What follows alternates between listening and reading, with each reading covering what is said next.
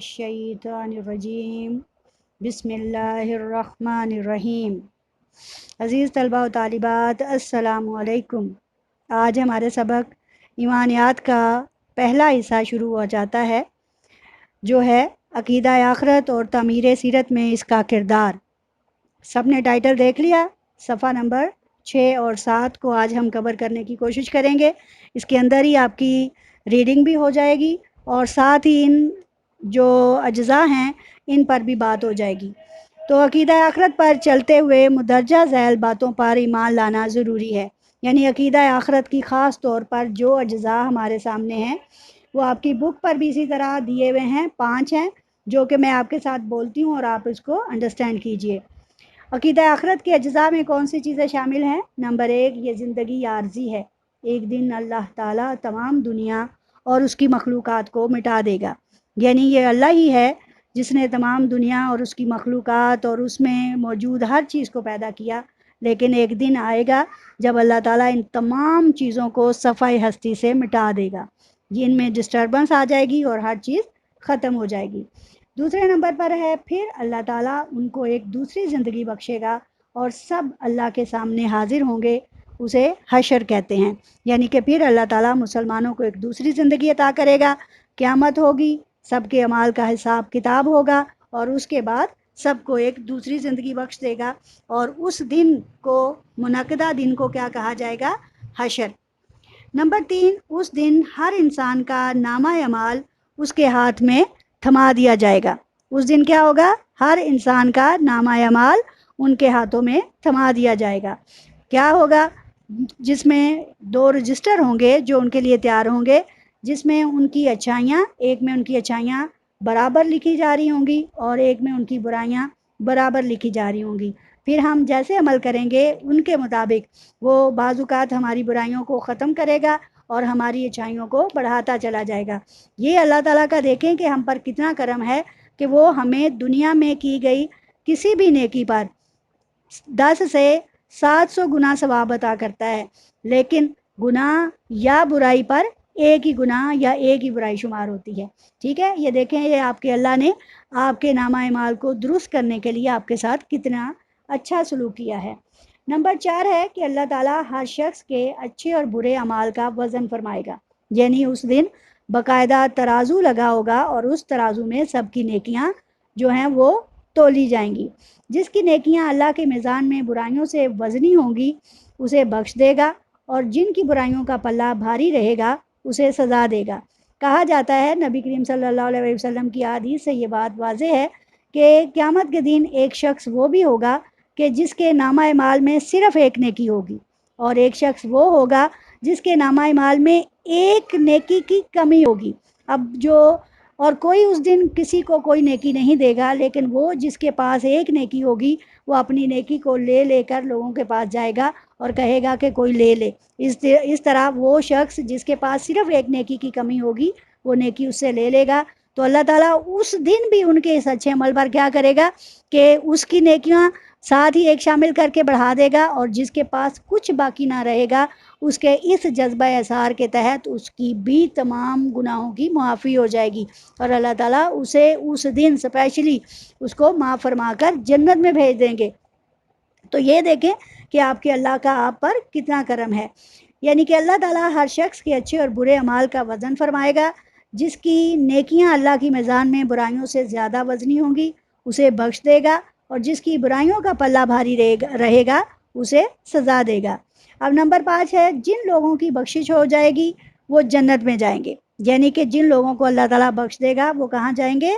वो जन्नत में जाएंगे और जिनको सज़ा दी जाएगी वो दोज़ख में जाएंगे और वही अबदी ज़िंदगी होगी। यानी इससे ज़ाहिर हुआ कि दुनिया फ़ानी है, इसने ख़त्म हो जाना है और आखिर दारुल बका कौन सा है? आखरत है, जहाँ हमें आखरत अबदी ज़िंदगी नसीब होगी और उसमें हमें जो चाहिए होगा, हम जो अपनी सोच में लाएंगे अल्लाह ताला हमें वही अता फरमाएगा। यहाँ तक कि अगर हम किसी परिंदे का गोश्त खाना चाहेंगे तो कुरान मजीद में इसका फरमान है कि उड़ता हुआ परिंदा वहाँ आएगा, उसके सामने तश्तरी आएगी, उसके अंदर परिंदा उड़ता हुआ आएगा, खूब भुना हुआ होगा, उसमें से वो शख्स जिसको अल्लाह ताला जन्नत में जगह देगा वो उसको खाएगा और फिर परिंदा उसी तरह पर जो है फड़फड़ाते हुए वापस चला जाएगा। इसी तरह अगर किसी जगह से एक फल उतारेगा तो अल्लाह दो लगा देगा, और एक चीज़ की ख्वाहिश करेगा तो ऐसे ही कई चीज़ें उसके सामने हाजिर हो जाएंगी। तो ये सिर्फ़ और सिर्फ इनामात किस वजह से हैं? दुनिया में अच्छे अमल की वजह से। और दोज़ख में जो लोग जाएंगे यकीनन उनको क्या किया जाएगा? उन्हें आग में डाला जाएगा, जहाँ जिसका ईंधन क्या होंगे? इंसानों के जिस्म और पत्थर जो खूब तपा कर पिघले हुए होंगे, उसके अंदर उन्हें रखा जाएगा और पीने को उन्हें पीप दी जाएगी। तो इसलिए हमें और आपको सोचना है कि हमने दुनिया में नेक अमल करके आखिरत संवारनी है या दुनिया में बुरे अमल करके अपनी आखिरत को बिगाड़ना है।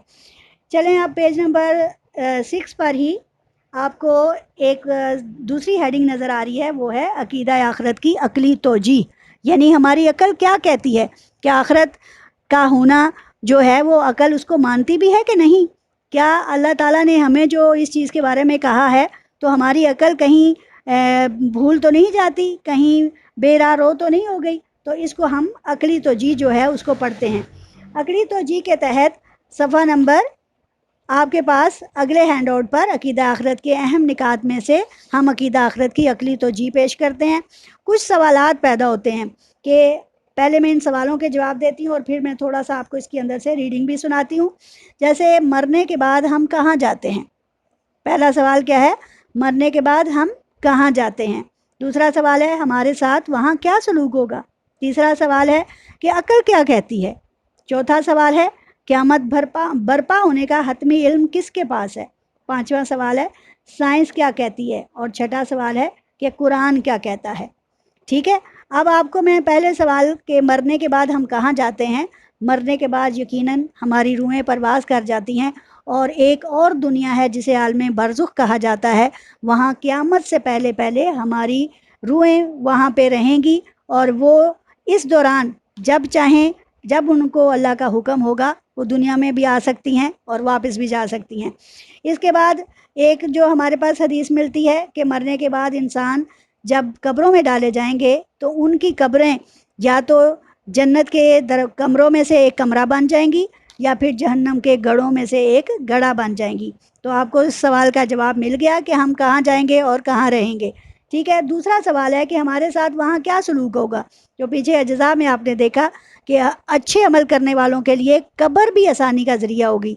वहाँ उनके साथ बुरा सलूक नहीं किया जाएगा। कब्र भी उनके जिस्म की भी हिफाजत करेगी और मिट्टी उनको छुएगी भी नहीं।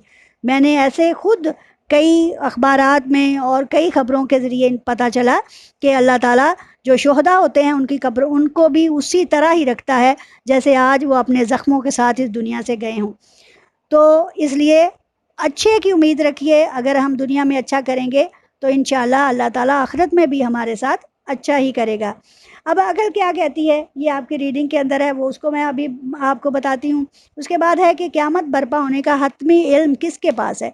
यकीनन इसका हतमी इल्म अल्लाह ताला के पास है और रसूल अल्लाह सल्लल्लाहु अलैहि वसल्लम को भी सिर्फ वही बातें जो कि इंसानियत के लिए और हमारे लिए ज़रूरी थी ताकि हमें किसी हद तक इत्मीनान हो जाए, उन्हीं बातों तक महदूद रखा गया है और उसका हतमे इल्म सिर्फ़ और सिर्फ अल्लाह के पास है। हाँ, जब कभी नबी करीम सल्लल्लाहु अलैहि वसल्लम से लोगों ने सवाल किया कि क़यामत कब आएगी, क़यामत के बाद क्या होगा, हमारे जिस्म तो हड्डियाँ हो जाएंगे, गल सड़ जाएंगे, फिर हम कहाँ जाएंगे, फिर हमें वो कैसे इकट्ठा करेगा।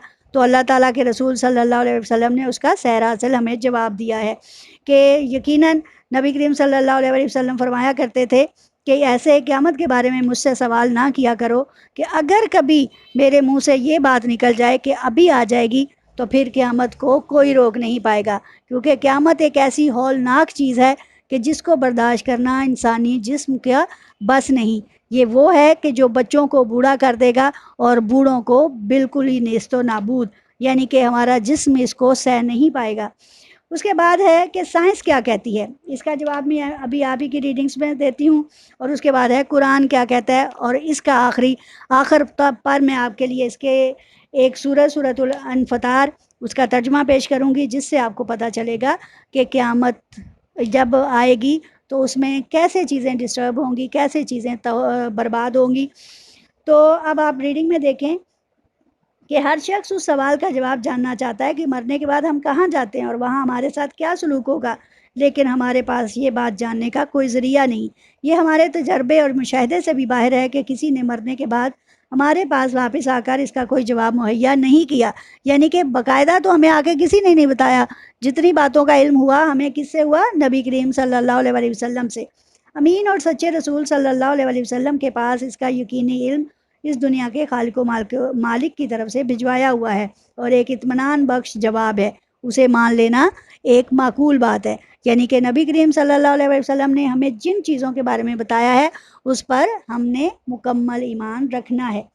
اللہ اور اس کے رسول صلی اللہ علیہ وسلم پر ایمان رکھنے والا ہر شخص عقیدہ آخرت پر ایمان رکھتا ہے، کیونکہ یہ عقیدہ ہمارے سچے رسول صلی اللہ علیہ وسلم کی زبانی ہم تک پہنچا ہے، اور آج تو علم و عقل بھی اس کی تائید کر رہے ہیں۔ جیسے سائنسدان بھی اس بات پر متفق ہو چکے ہیں کہ ایک دن سورج ٹھنڈا اور بے نور ہو جائے گا، سیارے ایک دوسرے سے ٹکرا جائیں گے اور دنیا تباہ ہو جائے گی۔ انسان کے تمام اعمال کا ریکارڈ اللہ تعالیٰ کے ہاں محفوظ ہو رہا ہے۔ اس بات کا سائنسی ثبوت یہ ہے کہ آواز کی لہریں گرد و پیش کی چیزوں پر اپنا نقش چھوڑ جاتی ہیں، بلکہ آج کی دنیا میں آپ موبائل کو دیکھ لیں، اس میں چپ سسٹم کو دیکھ لیں کہ چھوٹی سی چپ آپ کو کتنی بڑی انفارمیشن دیتی ہے۔ چھوٹا سا کارڈ ریڈر، چھوٹی چھوٹی سم میں اس پر لگا ہوا ایک ایک نقطہ آپ کے لیے بے شمار معلومات فراہم کیے ہوئے، اور اگر ہم اللہ تعالیٰ کی ان چیزوں کو دیکھیں تو پھر یہ رجسٹر کس قدر جدید ہوں گے اور کس قدر وہ سکرین بڑی ہوگی کہ جس میں ہماری اپنی ہی کی ہوئی کرتوتیں سب کو نظر آ رہی ہوں گی، اور اس دن ہم اس چیز کو جھٹلا نہیں پائیں گے۔ ٹھیک ہے، اس کا نظام کتنا جدید ہوگا۔ آج اگر انسان اور سائنس یہاں تک پہنچ چکی ہے تو اللہ تعالیٰ جس نے ہمیں بنایا ہے اور جو ہر سائنس کا موجد ہے اور ہر چیز میں ہمیں عقل دے کر اتنی بڑی چیزیں بنوا دیتا ہے، تو وہ خود کس قدر بڑی ہستی ہے اس کا آپ لوگوں کو اور ہمیں اندازہ ہی نہیں۔ اب رہی یہ بات کہ اللہ تعالیٰ حشر کے دن عدالت لگائے گا اور بے مثال حق و انصاف کے ساتھ ہمارے اچھے اور برے اعمال کی جزا و سزا دے گا، عقل تو خود چاہتی ہے کہ ایسا ہی ہو۔ چلے میں اس میں آپ کو قرآن مجید کی سورۃ الانفطار، اس کی کچھ آیتیں اور اس کا ترجمہ پیش کرتے ہوئے آج کا سبق اختتام کو پہنچاتے ہیں۔ اس میں آپ دیکھیے ہینڈ آؤٹس پر بھی لکھی ہوئی ملیں گی، اذا السماء انفطرت واذا الکواکب انتثرت واذا البحار فجرت۔ یعنی اس کا ترجمہ میں نے پوری صورت نہیں لکھی، ترجمہ آپ کو بتاتی ہوں۔ جب آسمان پھٹ پڑے اور جب تارے جھڑ پڑیں، یعنی دیکھیں آسمان پھٹ جائے گا اور تارے اپنی اصل جگہ پر نہیں رہیں گے، جھڑ جائیں گے، اور جب سمندر بہا دیے جائیں، یعنی جو پانی ابھی تو اپنی اپنی کیا ہے، اپنے اپنے راستوں اور حدود میں ہے، اس وقت کیا ہوگا، یہ پانی بکھر جائیں گے اور پھر کسی چیز کو بھی سلامت نہیں چھوڑیں گے، ہر چیز کو اپنے ساتھ بہا لے جائیں گے۔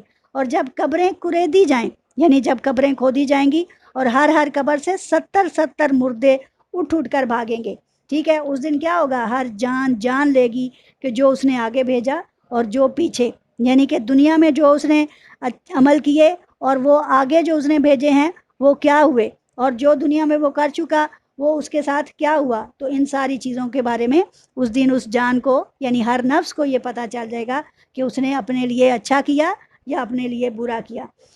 اس کے بعد ہے، اے آدمی تجھے کس نے فریب دیا اپنے کرم والے رب سے، یعنی کہ تو نے اپنے رب کی بجائے یہ کہ اس کی عبادت کرتے، اس کا شکر ادا کرتے، تم تو دھوکے میں پڑ گئے، دنیا کی چیزیں تمہیں اچھی لگنے لگ گئی اور تم نے ان کے اندر ہی اپنی زندگی کو برباد کر دیا۔ اگلی آیت میں اللہ تعالیٰ کیا فرماتے ہیں، جس نے تجھے پیدا کیا، پھر ٹھیک کیا اور پھر ہموار فرمایا، یعنی پیدا کس سے کیا، خون کی پھٹکی سے، پھر اس پر کیا کیا، مدغہ، یعنی پہلے پیدا کس سے کیا، نطفہ سے، پھر مدغہ خون کی پھٹکی بنایا، پھر آپ کو علقہ یعنی کہ ہڈیاں بنایا، اور پھر اس پر لحمن، اس پر آپ کا گوشت چڑھایا اور آپ کو جیتا جاگتا انسان بنا کر آسن التقویم آپ کو ہموار فرما دیا، یعنی کہ آپ کو ایک بہترین شکل پر پیدا کر کے دنیا میں بھیج دیا۔ اس کے بعد ہے، جس صورت میں چاہا تجھے ترکیب دیا، یعنی کہ اگر اس نے چاہا کہ تمہیں خوبصورتی اور بدصورتی یا درمیانی کسی بھی صورت میں جو اس کی مرضی ہوئی وہ ہماری تقسیم میں آ گیا اور اللہ نے ہمیں ویسا بنا دیا۔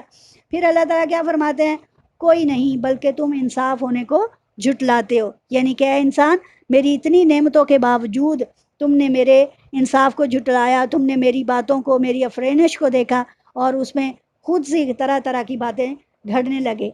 और फिर अल्लाह क्या फरमाता है, और बेशक तुम पर कुछ निगहबान हैं, यानी कि हमने तुम पर कुछ निगहबान बना दिए हैं। यानी वो कौन निगहबान हैं?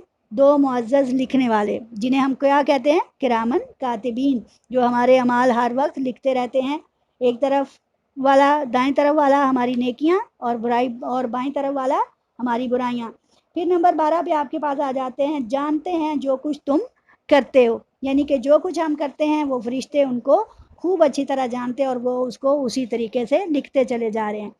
अगली आयत में है, बेशक नेकोकार ज़रूर चैन में है। चैन से मुराद यहाँ है जन्नत, के नेकोकार ज़रूर जन्नत में जाएंगे, और बेशक बदकार ज़रूर दोज़ख में जाएंगे, और जो बुरे अमल करेंगे वो दोज़ख में जाएंगे। जिनमें मुसलमानों को किसी हद तक उनके गुनाहों की माफ़ी देकर उन्हें हमेशा की जन्नत में डाला जाएगा, और जो अल्लाह के साथ किसी को शरीक ठहराते रहे, मुशरिक रहे, काफिर रहे, मुनाफिक रहे और अल्लाह की तालीमात पर अमल ना कर सके, उनको हमेशा की दोज़ख में डाला जाएगा। फिर है इंसाफ के दिन, उसमें जाएंगे, यानी कि बाकायदा जो दिन मुनाकिद होगा वो हशर का दिन होगा, और फिर उसी के दिन जब उनको तमाम चीज़ों को मार दिया जाएगा और फिर ज़िंदा किया जाएगा, फिर अल्लाह ताला उनके हिसाब किताब करके उन्हें हमेशा के लिए दोज़ख में भेज देगा, और जिन पर करम होगा, जिन पर रहम होगा, उनको इंशाल्लाह हमेशा की जन्नत में भेजेगा, और उससे कहीं छुप ना सकेंगे। यानी फिर वो दिन ऐसा दिन होगा कि जब कोई शख्स कहीं छुप ना पाएगा कि आज मैं छुप जाऊं, काश मुझसे ऐसा ना हुआ होता और मैं दोबारा दुनिया में जाऊं और गलती ना करूं और नेक अमल करके आ जाऊं, तो ऐसा उस दिन कुछ भी ना हो पाएगा।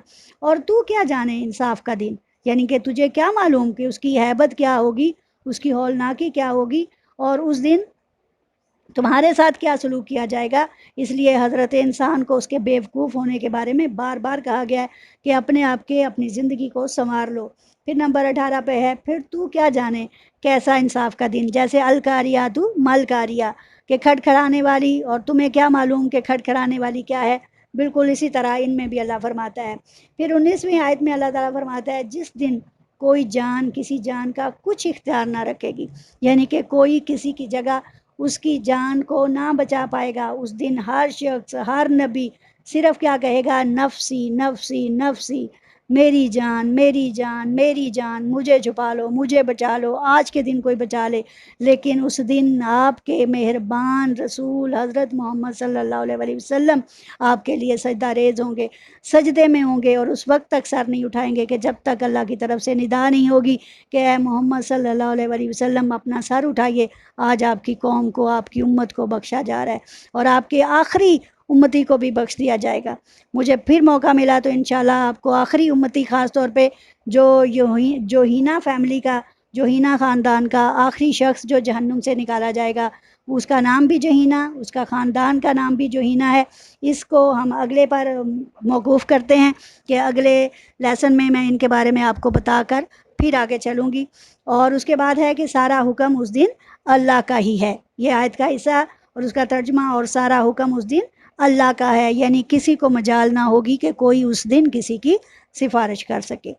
मेरा ख्याल है आपको इसके हवाले से ये तमाम सबक बहुत अच्छी तरह से याद भी हो जाएगा, और रीडिंग भी इस पे हमने काफ़ी हद तक मीट आउट कर ली है। तो अल्हम्दुलिल्लाह, अल्लाह ताला मेरी इस कोशिश को कबूल करे और आपके ज़हनों को और सीनों को खोले, हम इल्म हासिल कर पाएँ और अब दुनिया में ही अल्लाह ताला को जान पाएँ और उसके रसूल की तालीमात पर अमल कर पाएँ। वाखिर दवाना अल्हम्दुलिल्लाहि रब्बिल आलमीन।